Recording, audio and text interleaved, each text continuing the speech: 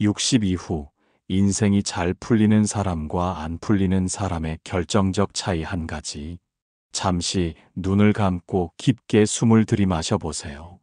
오늘 우리가 함께 나누고자 하는 이야기는 60이라는 나이를 맞이한 당신에게, 혹은 그 나이를 앞둔 당신에게 전하는 조용한 위로이자 깊은 통찰입니다.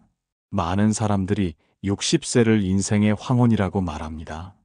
끝이 보이는 시간, 뒤돌아봐야 할 시간, 정리해야 할 시간이라고 말이죠.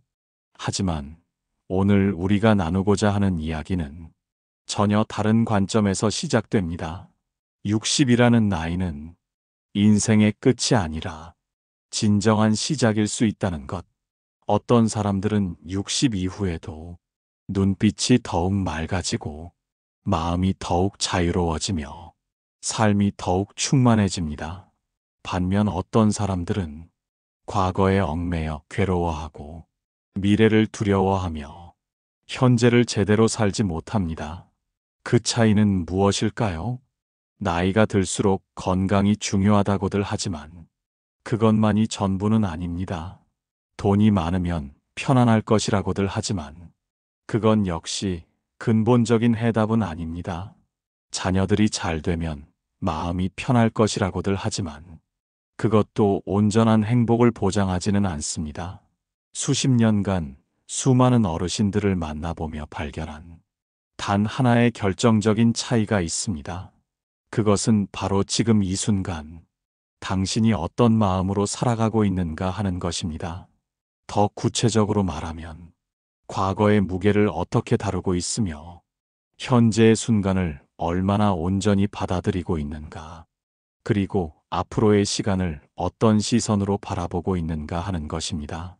오늘 이 시간 동안 우리는 함께 그 비밀을 천천히 풀어나가겠습니다. 서두르지 않겠습니다. 재촉하지도 않겠습니다.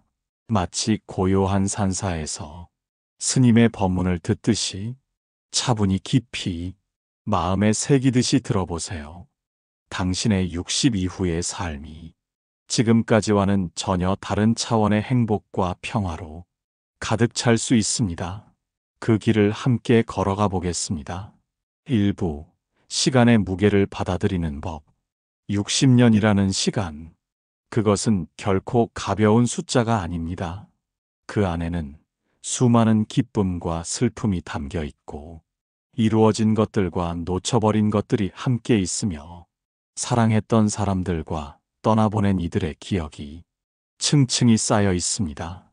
어떤 사람들은 이 무게를 견디지 못합니다. 후회라는 짐에 눌려 한숨만 내쉬며 살아갑니다. 그런가 하면 어떤 사람들은 같은 60년의 무게를 전혀 다르게 받아들입니다. 무거운 것이 아니라, 풍성한 것으로 고통이 아니라, 지혜로 짐이 아니라 보물로 여깁니다. 그 차이는 어디서 올까요? 바로 시간을 바라보는 관점에 있습니다. 인생이 잘 풀리지 않는 사람들은 시간을 잃어버린 것으로 생각합니다. 지나간 것, 다시 돌아오지 않는 것, 그래서 아까운 것으로 여깁니다. 하지만 인생이 잘 풀리는 사람들은 시간을 축적된 것으로 봅니다. 쌓여온 것, 내 안에 머물러 있는 것, 그래서 소중한 것으로 받아들입니다. 예를 들어보겠습니다. 한 할머니가 있었습니다. 80세가 넘으셨는데도 항상 환한 미소를 띠고 계셨어요. 어느 날 누군가 물었습니다. 할머니는 어떻게 그렇게 밝으실 수 있나요? 인생이 힘들지 않으셨나요? 할머니는 이렇게 대답하셨습니다. 힘들지 않았다고 하면 거짓말이겠지요. 남편도 먼저 보내고, 자식들과 갈등도 있었고, 병치레도 많이 했어요. 하지만 그 모든 것들이 지금의 나를 만들어 주었어요. 남편을 떠나보내면서 사랑의 소중함을 더 깊이 알았고, 자식들과의 갈등을 통해 서로를 이해하는 법을 배웠고, 병치레를 하면서 건강한 하루하루가 얼마나 감사한 일인지 깨달았어요. 그러니 내가 살아온 80년이 모두 다 소중한 선생님이었던 거예요. 이것이 바로 시간의 무게를 받아들이는 지혜입니다. 과거를 원망하거나 후회하는 것이 아니라 과거를 통해 성장한 지금의 자신을 인정하고 사랑하는 것입니다. 60년을 살아오면서 당신은 수많은 것들을 경험했습니다. 그 모든 경험들이 지금의 당신을 만든 소중한 재료들입니다. 2부, 내려놓음과 집착의 경계선. 나이가 들수록 많은 사람들이 내려놓아야 한다고 말합니다. 욕심을 내려놓고, 고집을 내려놓고, 집착을 내려놓으라고 하지요.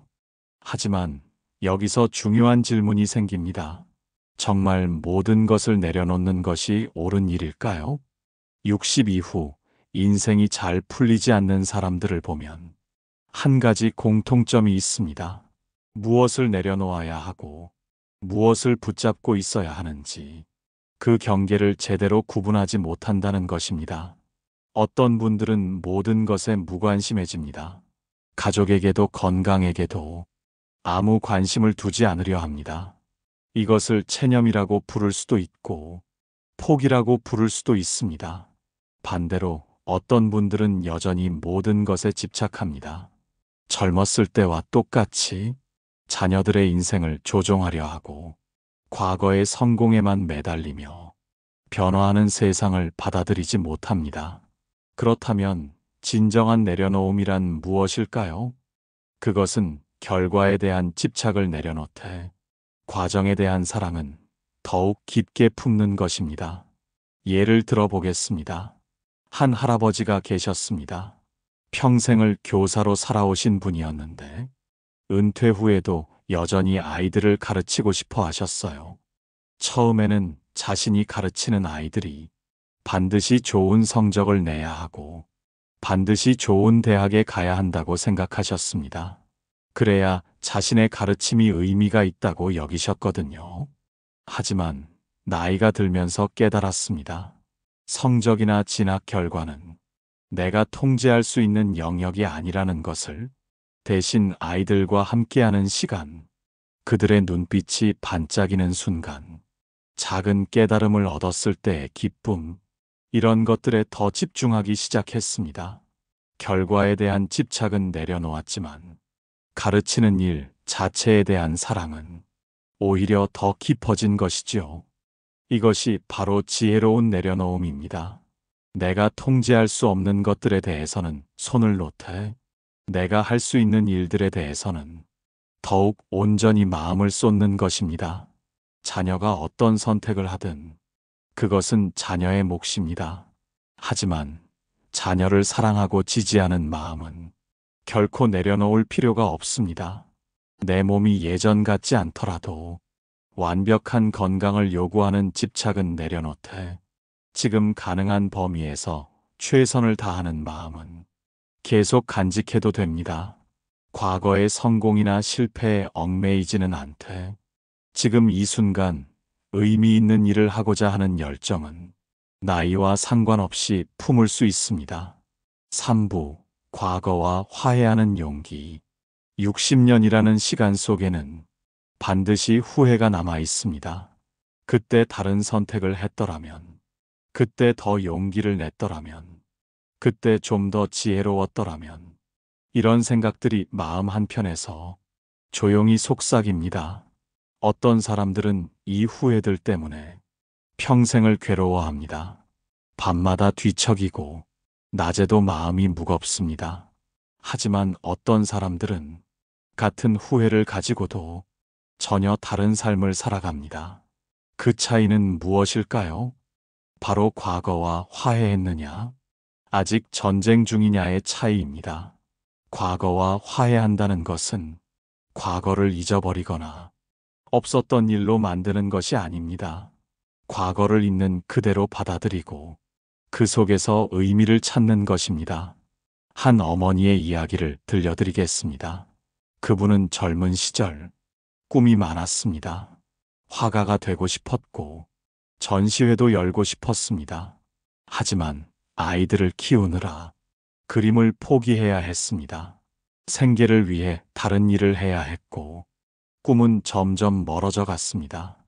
60세가 되어서도 여전히 그 후회가 남아 있었습니다. 그때 포기하지 않았더라면 지금쯤 유명한 화가가 되어 있을 텐데, 그런 생각이 들 때마다 마음이 아팠습니다. 하지만 어느 날 손자가 그림을 그리는 모습을 보면서 문득 깨달았습니다. 내가 그림을 포기한 덕분에 아이들을 잘 키울 수 있었고, 그 아이들이 자라서 이제 손자에게 그림을 가르치고 있구나. 내 꿈은 사라진 것이 아니라 다른 형태로 이어지고 있었구나. 그 순간부터 과거에 대한 원망이 사라졌습니다. 오히려 감사한 마음이 들었습니다. 그때의 선택이 있었기에 지금의 행복이 있다는 것을 온전히 받아들일 수 있었습니다. 이것이 바로 과거와 화해하는 것입니다. 과거의 선택들이 모두 완벽했다고 말하는 것이 아닙니다. 분명히 아쉬운 부분들이 있을 것입니다. 하지만 그 모든 선택들이 지금의 나를 만들었다는 것, 그리고 지금의 나도 충분히 소중한 존재라는 것을 인정하는 것입니다. 때로는 실수가 더 큰 지혜를 가져다 주기도 합니다. 때로는 포기가 더 중요한 것을 얻게 해주기도 합니다. 때로는 실패가 진정한 성공의 발판이 되기도 합니다. 과거와 화해한 사람들은 이것을 압니다. 인생에는 헛된 시간이 없다는 것을, 모든 경험이 나름의 의미를 가진다는 것을 말입니다. 그래서 그들은 과거를 원망하지 않습니다. 대신 과거에 감사합니다. 그 모든 것들이 지금의 자신을 만든 소중한 과정이었다는 것을 알기 때문입니다. 4부, 관계에서 찾는 새로운 의미. 60세가 되면 많은 것들이 달라집니다. 아이들은 모두 독립했고, 배우자와 둘만 남거나 때로는 혼자가 되기도 합니다. 직장에서의 관계도 끝났고, 새로운 사람들을 만날 기회도 예전만큼 많지 않습니다. 이때 어떤 사람들은 외로움에 빠집니다. 관계의 폭이 줄어든 것을 관계의 끝으로 여기기 때문입니다. 하지만 어떤 사람들은 오히려 이때부터 관계의 진정한 깊이를 맛봅니다. 그 차이는 무엇일까요? 관계의 양이 아니라 관계의 질에 주목하기 때문입니다. 젊을 때는 많은 사람들을 만났습니다.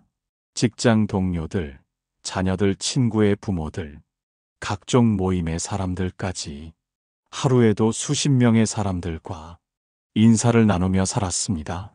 하지만 그 관계들 중 진정으로 깊은 관계는 몇 개나 되었을까요? 바쁜 일상 속에서 서로의 마음을 온전히 들여다볼 시간이 과연 얼마나 있었을까요? 60 이후의 삶은 다릅니다. 관계의 수는 줄어들지만 관계의 깊이는 더해집니다.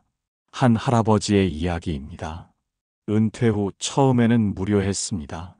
하루 종일 집에만 있으니 할머니와 말다툼만 늘어났습니다. 서로 성격을 잘 안다고 생각했는데 하루 종일 함께 있으니 오히려 서먹서먹했습니다. 그런데 어느 날 할머니가 갑자기 아프셨습니다. 병원에 입원하게 되었고 할아버지는 매일 간병을 했습니다. 그 과정에서 할아버지는 깨달았습니다. 40년을 함께 살았지만 할머니의 진짜 마음을 제대로 알지 못했다는 것을, 할머니가 밤에 잠 못 이루는 이유, 할머니가 자주 한숨 쉬는 이유, 할머니가 혼자 중얼거리는 이유, 이 모든 것들을 이제야 알게 된 거예요. 할머니가 회복된 후 두 분의 관계는 완전히 달라졌습니다. 이제는 말다툼 대신 서로의 마음을 들여다보려 했습니다. 서로의 아픔을 이해하려 했습니다. 서로의 외로움을 채워주려 했습니다. 그렇게 60년을 함께 산 부부가 진정한 부부가 되었습니다. 자녀들과의 관계도 마찬가지입니다. 젊을 때는 자녀를 키우느라 바빴습니다. 공부시키고 먹이고 입히느라 정작 아이의 마음을 들여다볼 여유가 없었습니다. 하지만 이제는 다릅니다. 자녀가 어른이 되어 독립적인 한 사람이 되었을 때 비로소 진정한 소통이 가능해집니다. 부모와 자식의 관계를 넘어서 한 인간과 한 인간으로서 서로를 이해하고 존중할 수 있게 됩니다. 새로운 사람들과의 만남도 달라집니다. 이제는 이해관계 때문에 억지로 만나야 하는 사람들이 없습니다. 진정으로 마음이 통하는 사람들과만 시간을 보낼 수 있습니다. 그래서 관계의 수는 적지만 관계의 만족도는 훨씬 높아집니다. 60 이후 인생이 잘 풀리는 사람들은 이 사실을 잘 압니다. 많은 사람을 아는 것보다 몇 사람이라도 깊이 아는 것이 더 소중하다는 것. 피상적인 관계보다 진심 어린 관계가 더 의미 있다는 것을 말입니다. 5부, 현재 순간에 머무르는 기술. 어제 무엇을 했는지, 내일 무엇을 할 것인지, 이런 생각들이 마음을 어지럽힙니다. 특히 나이가 들수록 과거에 대한 후회와 미래에 대한 걱정이 더욱 커지는 것 같습니다. 하지만 60 이후 인생이 잘 풀리는 사람들에게는 하나의 공통된 능력이 있습니다. 바로 지금 이 순간에 온전히 머무르는 능력입니다. 이것이 얼마나 중요한 능력인지 한 이야기를 통해 말씀드리겠습니다. 어느 작은 마을에 두 할머니가 살고 계셨습니다. 한 분은 항상 불안해 하셨습니다. 내일 비가 올까봐, 다음 주에 병원 검사 결과가 나쁠까봐, 자식들이 안부 전화를 안 할까봐 늘 걱정이 앞섰습니다. 다른 한 분은 전혀 달랐습니다. 매일 아침 일어나시면 창밖을 내다보며 미소를 지으셨습니다. 오늘도 새가 지저귀는구나. 오늘도 꽃이 피어 있구나. 오늘도 내가 숨 쉬고 있구나. 이런 작은 것들에 감사하셨습니다. 두 분의 하루는 완전히 달랐습니다. 첫 번째 할머니는 아침에 일어나자마자 오늘 해야 할 일들을 걱정했습니다. 점심을 먹으면서도 저녁 준비를 걱정했습니다. 저녁을 먹으면서도 내일 일정을 걱정했습니다. 그래서 정작 지금 이 순간을 제대로 느끼지 못했습니다. 맛있는 음식을 먹으면서도 그 맛을 온전히 느끼지 못했고, 아름다운 석양을 보면서도 그 아름다움에 빠져들지 못했습니다. 두 번째 할머니는 달랐습니다. 아침 식사를 할 때는 그 식사에만 집중했습니다. 따뜻한 국물의 온기를 느끼고 쌀알 하나하나의 단맛을 음미했습니다. 정원을 산책할 때는 그 순간에만 몰입했습니다.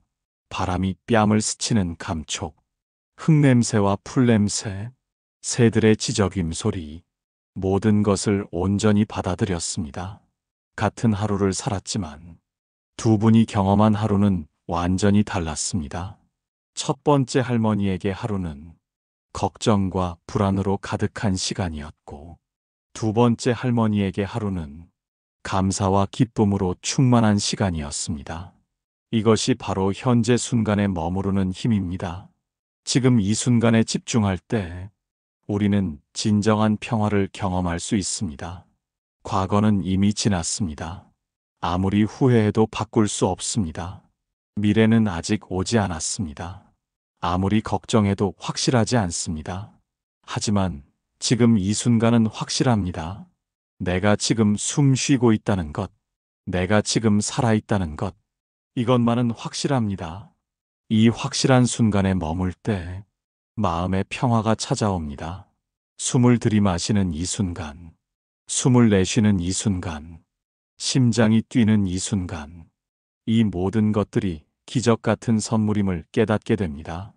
60년을 살아온 당신에게는 이제 이 기술이 더욱 중요합니다. 남은 시간이 많지 않다고 생각할수록 지금 이 순간이 더욱 소중해지기 때문입니다. 6부, 마음의 정원을 가꾸는 법. 60세가 되면 많은 사람들이 정원을 가꾸기 시작합니다. 시간적 여유가 생기기도 하고 자연과 가까이 지내고 싶은 마음도 생깁니다.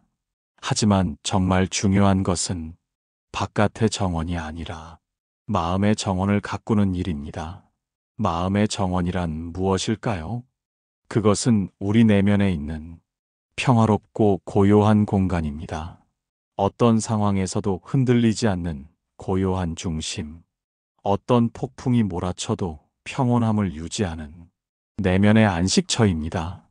이 정원을 가꾸는 사람과 그렇지 않은 사람의 차이는 60 이후의 삶에서 극명하게 드러납니다. 한 노인의 이야기를 들려드리겠습니다. 그분은 젊었을 때부터 성격이 급했습니다. 조금만 일이 뜻대로 안 되면 화를 내고 짜증을 냈습니다. 나이가 들어서도 마찬가지였습니다. TV 소리가 크면 화를 내고 음식이 입맛에 안 맞으면 불평했습니다. 자식들이 자주 안 오면 서운해했습니다. 그러다가 큰 병을 앓게 되었습니다. 병원에 입원해 있으면서 문득 깨달았습니다. 이렇게 화내고 짜증내는 것이 나 자신을 더 아프게 할 뿐이구나. 남들도 힘들게 하고 나도 괴롭게 하는구나. 그때부터 조금씩 변화하기 시작했습니다. 화가 날 때마다 깊게 숨을 들이마시며 생각했습니다. 이 일로 화낼 만큼 중요한 일일까? 내 마음을 어지럽힐 만큼 큰 일일까? 처음에는 쉽지 않았습니다. 60년 넘게 가져온 습관을 하루아침에 바꿀 수는 없었으니까요. 하지만 조금씩 연습을 계속했습니다. 화가 났을 때 잠시 멈추기, 짜증이 날 때 깊게 숨쉬기, 서운할 때 상대방 입장에서 생각해보기, 이런 작은 연습들을 반복했습니다. 1년 정도 지나자 놀라운 변화가 일어났습니다. 예전 같으면 화가 났을 상황에서도 마음이 평온했습니다. 예전 같으면 짜증이 났을 일에도 웃으며 넘어갈 수 있었습니다. 무엇보다 마음이 편안해졌습니다. 하루하루가 평화로워졌습니다. 이것이 바로 마음의 정원을 가꾸는 것입니다. 마음의 정원을 가꾸는 방법은 여러 가지가 있습니다. 첫째, 감사하는 마음을 기르는 것입니다. 매일 작은 것들에 감사하는 습관을 만드세요. 따뜻한 차 한 잔, 부드러운 햇살, 가족의 안부 전화, 이런 작은 것들에도 감사할 때 마음의 정원에 감사라는 꽃이 피어납니다. 둘째, 용서하는 마음을 기르는 것입니다. 나를 힘들게 한 사람들, 상처를 준 사람들을 용서하세요. 용서는 상대방을 위한 것이 아닙니다. 나 자신을 위한 것입니다. 용서할 때 마음이 자유로워집니다. 셋째, 자비로운 마음을 기르는 것입니다. 모든 사람이 행복하기를 바라는 마음, 모든 생명이 평안하기를 원하는 마음, 이런 마음을 가질 때 내 마음도 함께 평안해집니다. 마음의 정원을 가꾸는 일은 하루아침에 이루어지지 않습니다. 매일 조금씩 돌보고 가꿔야 합니다.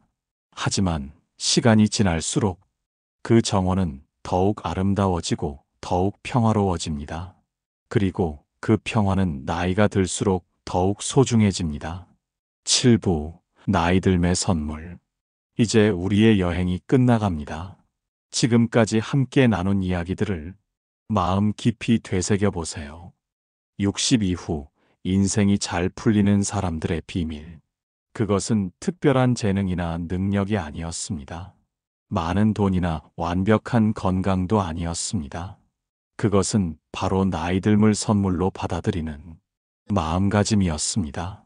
젊을 때는 몰랐던 것들을 이제는 알게 되었다는 것, 경험할 수 없었던 깊이를 이제는 느낄 수 있게 되었다는 것, 이 모든 것들을 선물로 여기는 마음입니다.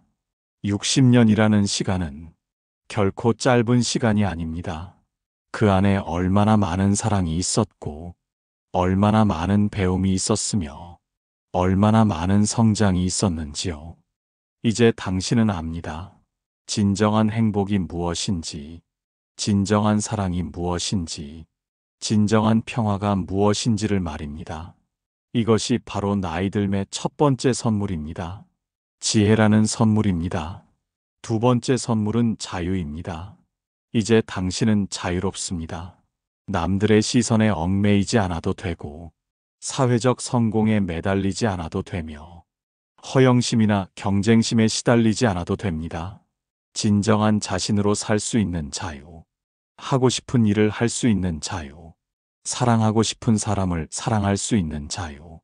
이 모든 자유가 당신의 것입니다. 세 번째 선물은 여유입니다. 서두르지 않아도 됩니다. 급하게 결과를 얻으려 하지 않아도 됩니다. 천천히, 차근차근 자신의 속도로 살아갈 수 있습니다. 꽃이 피는 시간, 새가 지저귀는 소리, 바람이 뺨을 스치는 감촉, 이런 작은 것들을 온전히 느낄 수 있는 여유. 이것이 바로 나이듦이 주는 선물입니다. 네 번째 선물은 깊이입니다. 젊을 때는 표면만 스쳐 지나갔던 것들을 이제는 깊이 들여다볼 수 있습니다. 한 편의 시를 읽어도 예전보다 더 깊은 감동을 느끼고, 한 사람과 대화를 해도 예전보다 더 깊은 이해가 가능합니다. 삶의 모든 것들이 더 깊고 진한 의미로 다가옵니다. 마지막 선물은 감사입니다. 이제 당신은 압니다.